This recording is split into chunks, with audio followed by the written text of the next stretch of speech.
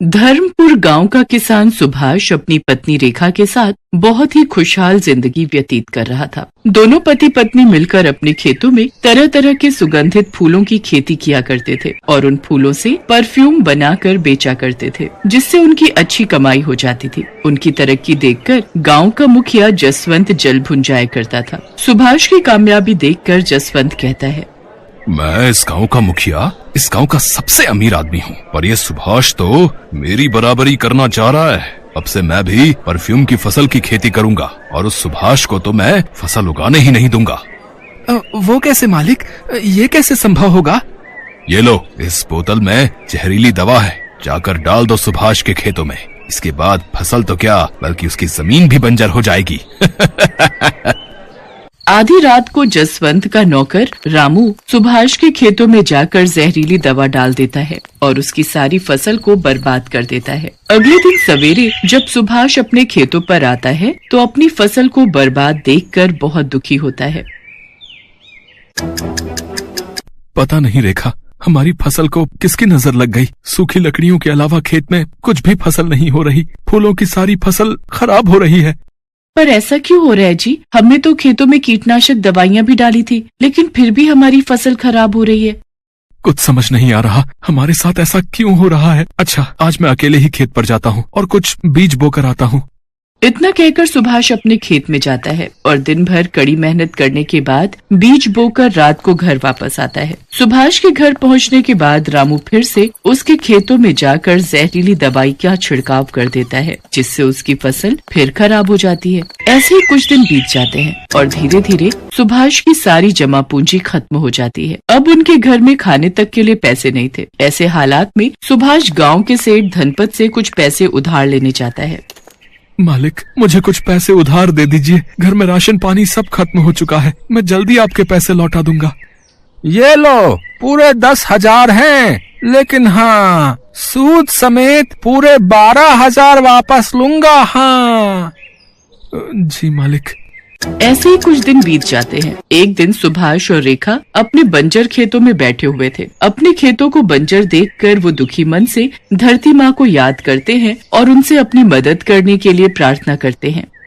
हे माँ, हमने सदैव सच्चे मन से आपकी प्रार्थना की है और हर साल नवरात्रों पर आपको अपनी फसल के फूलों का सुगंधित इत्र ही अर्पित किया है और इस बार भी हमारी यही इच्छा है कि हम अपनी फसल का परफ्यूम ही आपको अर्पित करें। हे माँ जगत जननी, मैंने तेरी हमेशा ही सेवा की है। हे माँ, अब तेरा ही आसरा है। हमें इस मुसीबत से बाहर निकाल माँ, हमारी परेशानियों को दूर कर माँ। और तभी वहाँ धरती माँ प्रकट हो जाती हैं और कहती हैं, पुत्र, मैं जानती हूँ कि तुम दोनों ने हमेशा ही मेरी सेवा की है और मुझे याद किया है। यह लो बीज और अपने सारे खेतों में इन्हें डाल दो। अब से तुम्हारी सारी परेशानियाँ खत्म हो जाएंगी। इसके बाद दोनों अपने सारे खेतों में बीजों को डाल देते हैं और अगले दिन सुबह जब अपने खेतों में आते हैं तो वहाँ का नजारा देखकर हैरान रह जाते हैं। उनका पूरा खेत परफ्यूम की खेती से भरा पड़ा था। हर जगह अलग अलग खुशबूदार परफ्यूम की शीशी लटकी हुई थी। हे माँ, तेरी जय हो, तूने तो हमें धन्य कर दिया माँ। ये नजारा देखकर तो मुझे अपनी आंखों पर यकीन ही नहीं हो रहा। तभी रेखा परफ्यूम की एक बोतल निकालती है और उसकी सुगंध से तो मंत्रमुग्ध हो जाती है। परफ्यूम की इतनी अच्छी महक तो मैंने आज तक नहीं देखी। इसके बाद तो मानो सुभाष और रेखा की लॉटरी लग गई। हर जगह उन्हीं के परफ्यूम के चर्चे होने लगे। शहर की बड़ी बड़ी परफ्यूम कंपनियां सुभाष को आकर ऑर्डर देने लगी। सुभाष की एक बार फिर से इतनी तरक्की देखकर मुखिया जसवंत जल भुन जाता है और अपने नौकर से कहता है, अरे रामू, लगता है एक बार फिर सुभाष को उसकी औकात दिखाने का समय आ गया। पर वो कैसे मालिक? अगर हम उसके खेत से फसल उखाड़ कर फेंक सकते हैं तो फसल में से परफ्यूम की बोतल भी तो चोरी कर सकते हैं। क्या मतलब मालिक? मतलब ये कि आज रात ही हम उसके खेत में चोरी करेंगे, फिर उसकी सारी परफ्यूम की बोतल तोड़कर हम अपने ट्रक में डाल लेंगे और शहर जाकर रातों रात बेच आएंगे। उसके बाद उसके खेतों में आग लगा देंगे। हम एक बार फिर अमीर हो जाएंगे और वो फकीर। आधी रात होते ही जसवंत रामू के खेतों में पहुंच जाता है और परफ्यूम की शीशी निकालने की कोशिश करता है, लेकिन वो शीशी टूटती ही नहीं। अरे ये क्या हो रहा है? ये बोतल निकल क्यों नहीं रही? अरे रामू, जरा तू निकाल तो। अरे ये कैसी फसल है मालिक, ये बोतल तो निकल ही नहीं रही। न जाने कौन सा जादू टोना करके रखा है सुभाष ने खेत में। अब क्या करें मालिक? करना क्या है? अगर ये परफ्यूम की बोतल हमारी नहीं हो सकती तो सुभाष की भी नहीं होगी। पर वो कैसे मालिक?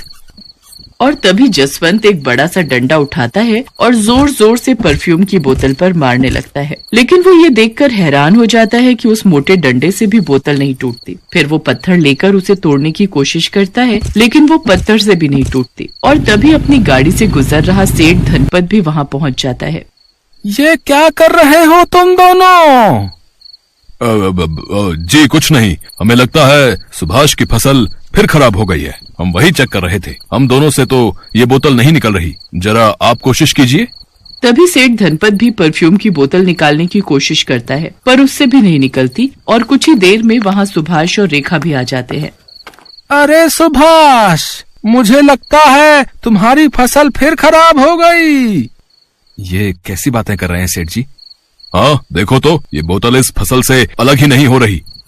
फिर जैसे ही रेखा और सुभाष परफ्यूम की बोतल तोड़ते हैं तो वो आसानी से उनके हाथ में आ जाती है। ये चमत्कार देखकर सब हैरान रह जाते हैं।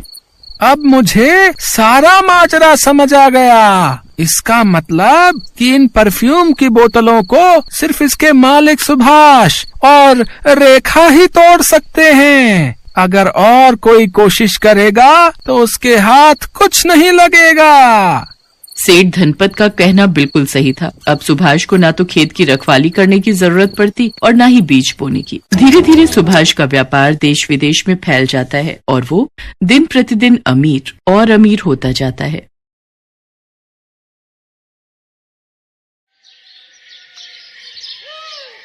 हरिया सोकर उठा ही था कि उसकी पत्नी रूपा बोली, सुनो जी, अब घर में रोटी सब्जी कैसे बनेगी? चूल्हा जलाने के लिए ईंधन भी खत्म हो गया है। तुम कोई काम वगैरह ढूंढने की कोशिश करो जी।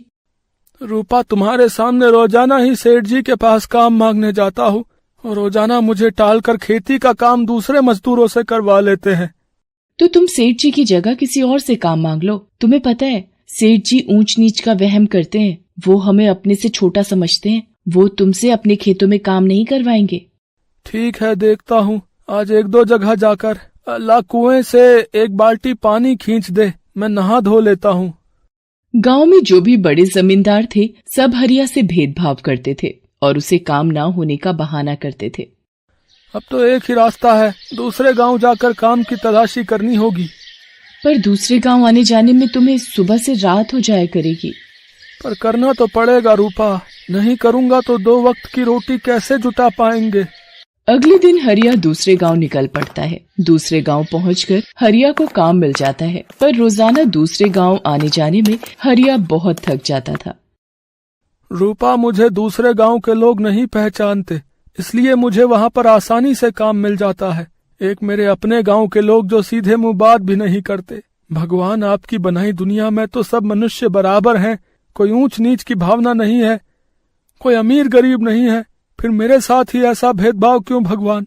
अपने ही गांव में आज मुझे दुत्कारा जाता है। काम मांगने जाओ तो गांव के सेठ और जमींदार कहते हैं कि मैं उनके यहाँ काम करने के लायक नहीं हूँ। हरिया अगले दिन दूसरे गांव से वापस आ रहा था। शाम घिराई थी। रास्ते में उसे एक बूढ़े साधु महाराज मिलते हैं। बेटा, किस दिशा में जा रहे हो? बाबा, मैं तो अपने गांव वापस जा रहा हूँ। क्या मैं भी तुम्हारे साथ एक रात के लिए तुम्हारे घर रह सकता हूँ बेटा? कल सुबह मुझे यहाँ से दूर हिमालय पर प्रस्थान करना है, तो रात गुजारने की कोई जगह नहीं है मेरे पास। हाँ हाँ बाबा, जरूर। आप मेरे साथ मेरे घर चलिए और आराम से रात बिता सकते हैं। पर क्या हुआ बेटा, तुम रुक क्यों गए? अगर तुम मेरा अपने साथ जाना पसंद नहीं करते या तुम्हारे साथ चलने में कोई अड़चन है तो मैं नहीं जाऊंगा बेटा। कोई बात नहीं, मैं यहाँ जंगल में ही रात गुजार दूंगा। नहीं बाबा, ऐसी कोई बात नहीं है। पर क्या आप मेरे घर रह पाओगे? मेरे यहाँ तो गांव का कोई भी व्यक्ति नहीं आता। सब मेरे से दूर भागते हैं। सब कहते हैं कि मैं उन सब से बहुत छोटा हूँ, उन सब के साथ बैठने उठने लायक नहीं हूँ। बस यही सोच रहा था बाबा। नहीं बेटा, व्यक्ति छोटा या बड़ा नहीं होता, उसके कर्म ही उसे बड़ा बनाते हैं।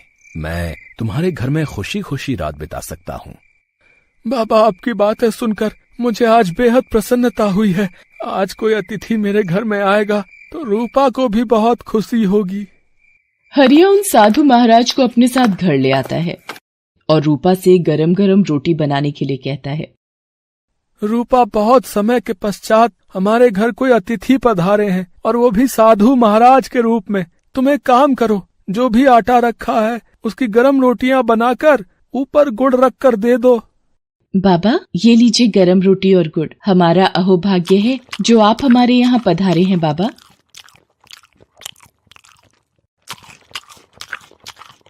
भोजन करने के पश्चात साधु महाराज रूपा और हरिया से कहते हैं, तुम दोनों की सेवा पाकर मैं अति प्रसन्न हूँ मेरे बच्चों। अब तुम दोनों भी सो जाओ, मैं भी आराम कर लेता हूँ। तुम मेरी चारपाई यहीं आंगन में कुएं के पास ही बिछा दो। हरिया साधु महाराज के लिए कुएं के पास ही बिस्तर लगा देता है और कुछ समय पश्चात साधु महाराज को नींद आ जाती है। अगली सुबह हरिया और रूपा सो रहे थे। साधु महाराज कुएं के पास जाते हैं और अपने कमंडल में से जल की कुछ बूंदें लेकर कुएं में छिड़क देते हैं। इतनी देर में हरिया और रूपा भी उठकर आ जाते हैं। बेटा, अब मैं प्रस्थान करूंगा। तुम दोनों सदा खुश रहो। मेरा आशीर्वाद सदैव तुम दोनों के साथ है। साधु महाराज वहाँ से प्रस्थान कर जाते हैं और हरिया रोजाना की भांति दूसरे गांव काम के लिए जाने लगता है। अचानक एक दिन, भैया, लगता है गांव में सूखा पड़ रहा है। नदी नाले सब सूखते जा रहे हैं। मेरे तो घर के पास के सारे कुएं और तालाब सूख गए हैं। सुदर्शन जी, आपकी तो छोड़ो, हमारे साथ भी यही कहानी है। मेरे अपने घर में भी इतना गहरा कुआं खुदवाया हुआ है, वो भी पूरा सूख चुका है। एक बूंद भी पानी की नहीं है। मुझे तो लगता है कि हमें गांव के चौधरी जी से बात करनी चाहिए। सब लोग गांव के चौधरी के पास जाते हैं, पर वहाँ तो, अजी सुनते हो, घर में चूल्हा कैसे जलेगा, भोजन कैसे बनेगा, पानी की एक बूंद भी नहीं है, सारे मटके और बर्तन खाली पड़े हैं, घर के दोनों कुएं सूख चुके हैं, कहाँ से आएगा पानी पीने का। गांव के इतने बड़े जमींदार हो, तुम्हें पता है गांव में सूखा पड़ चुका है, कुछ तो उपाय सोचो। अब गांव में सूखा पड़ गया है, हम भी क्या करें। जो थोड़ा बहुत पानी था मैंने तुम्हें मंगवा कर दे दिया। अब सारे नौकर चाकर भी दूर गांव से पानी ला ला कर थक गए हैं। कोई भी हमें अपने गांव से पानी नहीं देता है। सबको अपने गांव की चिंता है, इसलिए हर कोई अपने गांव में पानी बचा कर रखना चाहता है कि कहीं वहां भी सूखा ना पड़ जाए। चौधरी साहब, हम सब की भी यही विपदा है कि गांव में पानी कहाँ से आए। पानी की एक बूंद भी गांव में नहीं है चौधरी साहब। सब घरों का बुरा हाल है। गांव के सारे कुएं, तालाब, नदी, नाले सब सूख चुके हैं। कहीं भी पानी की एक बूंद नहीं है। मालिक, कुछ कीजिए चौधरी साहब। गांव में सूखा पड़ जाने से सब लोग बहुत परेशान थे। उधर हरिया और रूपा हैरान थे। रूपा, पूरे गांव में सूखा पड़ा हुआ है, कहीं भी पानी की एक बूंद नहीं है, पर हमारे कुएं में तो पानी पूरी तरह से भरा हुआ है और वो भी साफ और मीठा। ऐसा कैसे हो सकता है रूपा कि गांव के सभी कुएं और तालाब सूख गए हैं पर हमारे कुएं का पानी नहीं सूखा। मुझे तो ये उन्हीं साधु बाबा का चमत्कार लगता है जो उस दिन हमारे यहाँ रात में ठहरे थे। मैंने उन्हें कमंडल से कुछ जल की बूंदें इस कुएं में छिड़कते हुए देखा था। शायद उन्हें एहसास हो गया था कि इस गांव में सूखा पड़ने वाला है। हे साधु महाराज, आप जहाँ कहीं भी हैं, हमारी तरफ से धन्यवाद स्वीकार कीजिए। हरिया और रूपा मन ही मन उन साधु महाराज को धन्यवाद करते हैं। उधर जब ये बात जमींदार को पता चलती है तो वो भी हैरान रह जाता है। क्या उस गरीब का कुआं पानी से भरा हुआ है? ऐसा कैसे हो सकता है? ये तो असंभव है कि पूरे गांव में पानी की एक बूंद नहीं है और हरिया का कुआं पानी से भरा हुआ है। तो आप नौकरों को भेजकर हरिया के कुएं से पानी मंगवा लीजिए, कम से कम बच्चों को पानी तो मिलेगा। बार बार प्यास से बिलख रहे हैं। पर हम हरिया के घर का पानी कैसे पी सकते हैं? वो हमारी बिरादरी का नहीं है। हम ऐसा कैसे कर सकते हैं? हम एक जमींदार होकर एक गरीब के घर का पानी पिएंगे? चौधरी साहब, यदि हम ऊंच नीच देखते रहे तो हम सब बिना पानी के स्वर्ग सिधार जाएंगे। हाँ, हमें मजबूरीवश हरिया के कुएं से पानी लेना ही होगा। अब सिर्फ हरिया ही है जो इस गांव के लोगों को सूखे से मरने से बचा सकता है। चौधरी साहब, बात को मान लीजिए, वक्त की नजाकत को समझिए। इस गांव को बचाने के लिए हमें हरिया की मदद लेनी ही होगी। ठीक है, हम हरिया के घर जाएंगे और पानी की सहायता के लिए मदद मांगेंगे। हम जानते हैं हमने हरिया के साथ बहुत बुरा किया है, इसलिए आज भगवान भी हमारी तरफ नहीं है, वो भी हरिया के साथ है। पूरे गांव में सूखा पड़ा हुआ है, पर सिर्फ हरिया के घर में पानी की कोई कमी नहीं है। ये सब शायद ईश्वर का ही प्रताप है, वो हमें सबक देना चाहते हैं। चलो सब गांव वाले हरिया के घर चलते हैं। चौधरी साहब गांव वालों के साथ हरिया के घर जाते हैं। चौधरी साहब को अपने घर आया देख हरिया हैरान रह जाता है। चौधरी साहब, आज आप मुझ गरीब के घर पधारे, मुझसे कोई गलती हुई है क्या? चौधरी साहब, जो आपने यहाँ आने का कष्ट किया।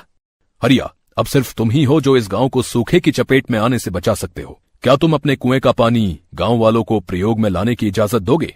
चौधरी साहब, आप मुझ गरीब के घर का पानी पिएंगे? अपने गांव की सेवा का मुझे मौका मिला है तो मैं भला पीछे कैसे रहूंगा? ये मुझ गरीब का कुआं नहीं, ये पूरे गांव का कुआं है।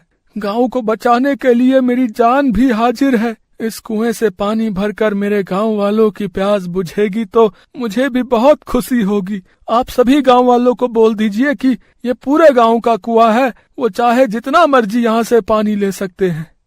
हरिया, हमें माफ कर दो, हमने हमेशा तुम्हें गांव में सबसे छोटा समझा। हम तो सीधे मुंह तुम्हारे साथ बात भी नहीं करते थे, पर आज तुम ही इस गांव को बचाने के काम आए हो। तुम्हारा बहुत बहुत शुक्रिया हरिया।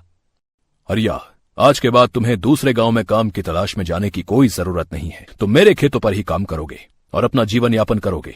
मुझे माफ कर दो, मैंने हमेशा तुम्हारे साथ गलत किया। तुम काम मांगने के लिए आते थे पर मैं तुम्हें टाल देता था, पर आज मैं तुम्हारे पास पानी मांगने के लिए आया तो तुमने बाहें पसार कर मेरा स्वागत किया। किसी ने सही कहा है, इंसान अपने कर्मों से ही ऊंचा बनता है, जो आज तुमने साबित कर दिया हरिया। हरिया को उसकी अच्छाई का फल मिल गया था और आज एक गरीब का कुआं अपने जल से ऊंच नीच के भेदभाव को धो चुका था। हेलो दोस्तों, कैसे हैं आप सब? हमारी कहानियां देखने के लिए हमारे चैनल को सब्सक्राइब कीजिए और हाँ, बेल आइकॉन पर क्लिक करना मत भूलिएगा।